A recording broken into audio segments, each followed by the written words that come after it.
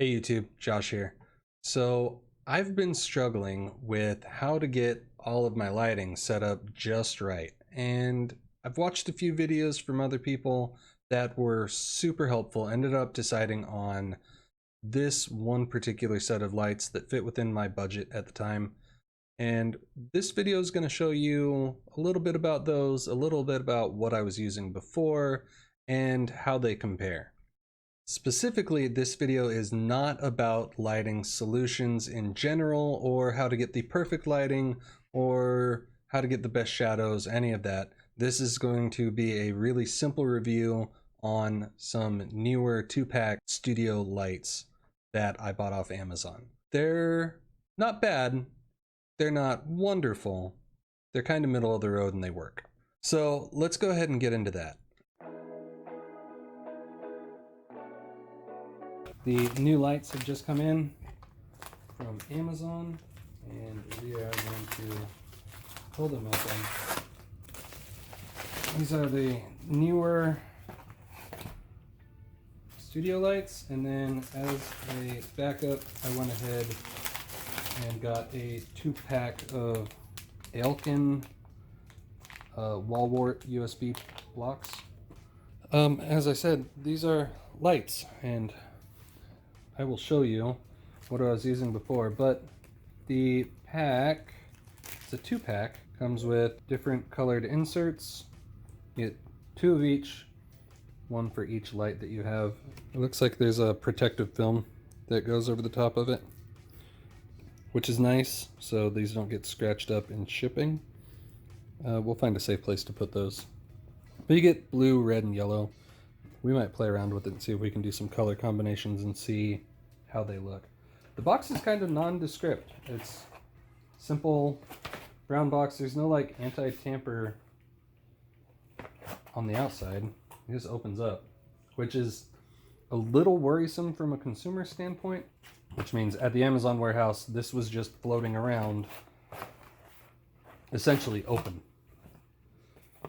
So I don't care for that much. We get white inserts as well to cover the LEDs, the LED panel. Doesn't look like there's anything that like secures it in. It just kind of drops in place. It's got your standard screw hole mount. I'm not sure what that opening is for there. Doesn't look like it goes to anything really. Maybe just a placeholder or a tab to keep it from rotating on you. A pretty decently long cord. Simple controls. Up, down, on, off. Up, down for brightness, I'm assuming. The buttons feel stiff, but responsive. They don't feel completely cheap. So you get 2 lights, manual. They give you a customer service flyer. All right, I like it. And it's not even a separate box. It is just a cover. And it looks kind of like, they're kind of like selfie stick style tripods. So this would be the tripod base, and holy crap, yeah, the reviews on Amazon said these felt really cheap and plasticky, and they were not joking. This is super lightweight, and it looks like it's just solid plastic the whole way up. So you get one of those for each light.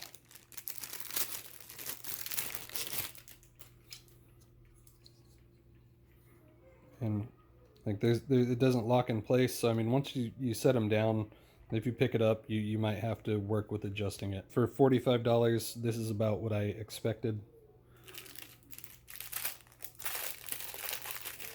Looks like this is our swivel top for the light to mount to. Bearing surface feels kind of stiff, and that might free up. Yeah, so it feels stiff because it's meant to be stiff. You can adjust it so it doesn't flop around, loosen it up so that you can move it freely. The last 2 pieces are what are essentially selfie stick. They are selfie sticks. Looks like it's got a GoPro type mount, so that's handy. You could mount a GoPro camera to it if you have one, kind of a dual purpose item. It just screws onto the base. Pretty simple. Set it down. You can put your flex head onto the top. And it does telescope. I will get a shot of this. If you twist it to the right, it unlocks it. And then if you twist back to the left,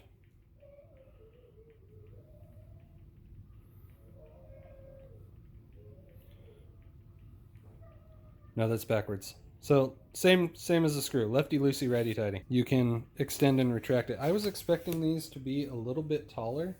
Let's see, that's sitting on top of the bed. For $45, it's something I can work with, and it's better than my old lighting solution, which was literally a floor lamp with an Amazon box cut up and a plastic bag as my sheeting to diffuse the light a little bit. And another desk lamp with another plastic bag to diffuse light. Okay, so this is what you would normally see on the stream with both cameras, except for I have no lights turned on. Everything you see is coming from a doorway that's behind the camera, and that light is coming from a window that's in another room. The Logitech cam here, it does okay with picking up enough light to get somewhat of a picture. The Logitech webcam over here, however, is blued out and dark, and I think the only reason we're seeing anything is because I have my monitor to the left of it, and it is super hard to tell what is going on in that picture. So let's do some editing magic and turn some lights on from my previous lighting solution and see how that looks. Hey, look at that. We can see a whole lot more. The Logitech webcam, we've got more colors than just a deep gray and blue. It is still pretty dark, but it's better. The GoPro over here is looking a whole lot better. We have a lot better color representation going on. So that's the old lighting solution. It worked, it got me by. It was a creative way to get more light without blowing the budget that I didn't have at the time. But it's kind of a hillbilly amalgamation of desperation and creativity, I think you would call it. It works. Nobody has to know about it if you choose to use that, but it's not optimal. It's a solution, it shouldn't be the solution. So let's switch to the new lights. Okay, so we have the new lights up on the desk. I have turned them on. They're on their lowest setting right now. So if I take this one off to my right, well, that's quite a bit brighter already. Way brighter. And we can go all the way up to full power, where it feels like it's almost like washing out. I think we can bring that down 4 clicks from the bottom. And then if we go over here, these tripods, by the way, are kind of flimsy feeling when they're mounted up and they have the weight of the cable pulling on them. So you might want to find a way to weight the bottom of them so that they don't topple over on you. I'm kind of worried about it at this moment. So let's turn this one on. I think that's 4 from the top right there. And that's not full power. And you can already see a pretty big difference here. It feels a whole lot better than it did before. Overall, I like it. Okay, we have the new lights set up, ready to go, and I did a little more adjusting because no matter what I did with how I previously had my desk set up, I would have a really bad shadow right about here. And it might still be a little bit noticeable, but this is far less than what it used to be, which is awesome, and I really, really am enjoying it a lot. I brought the light down just above head level with a slight angle to give me some of the shadowing that I want.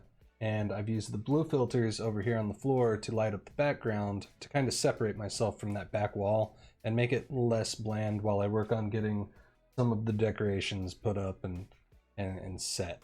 All in all, I'm pretty happy with the lights. I've used them for about a day now. I streamed with them last night, and I was really happy with the way I was able to reduce the amount of space I was taking up with that giant floor lamp. And I was able to remove those desk lamps and put them to other places that we need them more. For roughly $45, I'm happy. I'm pretty okay with it. There's a couple of manufacturing defects that I think they could address, but it's not a deal breaker. It works. I think for somebody that's just starting off as a budget item, this would definitely be a good buy. I wouldn't say it'd be a great buy, but it would be a good one. I'm going to go ahead and include a link down in the description to these lights. Clicking that link and making the purchase through there will give me a small percentage back at no extra cost to you. If you do that, it's much appreciated. I hope that if you end up picking these up, they work as good for you as they did for me. Don't forget to like, subscribe. It helps this channel grow so we can get some more things that might be useful or helpful or intriguing out to you guys. Oh, you thought we were done. Hey, so we're not. I definitely didn't put the clips of the manufacturing defects that I just talked about into the video where I wanted them. So we're sitting here in post looking at this going, I'm missing something, and I am, and it's those clips, which I'm about to show you now. The manufacturing defects aren't bad. They're easily correctable, just kind of a tedious thing. So let's go ahead and take a look at those now. Okay, so quick note, as I was going through and assembling the second one, I didn't look at the first. The manufacturing tolerances on this aren't particularly great. As you can see, that's a piece of brass that didn't get cut all the way. I'm hoping it's not a thread that got eaten up, but we'll see. Keep that in mind when you buy these. The tolerances might not be perfect. It is $45. It's not an inexpensive amount for some people, but kind of, I don't know. It's an oof to find something like that. After a little bit of cleaning, I was able to remove that burr, and it's not going to allow me to shine in there, but there seems to be some sort of residue that was on the threads that was causing the tripod to bind, and I had to use a little bit of force to get it to connect, but once that was done, it goes on normally. So if you find yourself in this position and you have a multi-tool or a very small, like flat-headed screwdriver, you can go ahead, and on my Leatherman here, I'm using this small punch chisel type device, and you can very lightly go through and run through your threads and clean some of that out, and it'll help you to remove it if you find yourself in this situation. It's delicate, but it's not super critical. The stand still goes together. I just wish the manufacturing process had been a little bit more refined by the I don't know, assembly line that put this together, manufacturing warehouse, whatever. If Neewer had paid a little closer attention to their QA, I would assume things like this wouldn't get through. So just something to keep in mind again. All right, and that kind of concludes that. Like I said, it's not a bad buy. It's not top quality, as you can see, but it's a solid purchase for an entry-level light setup. You do get two lights. They're working. You get some good options for color filters. So for $45, I'd say it's pretty okay. We will catch you next time.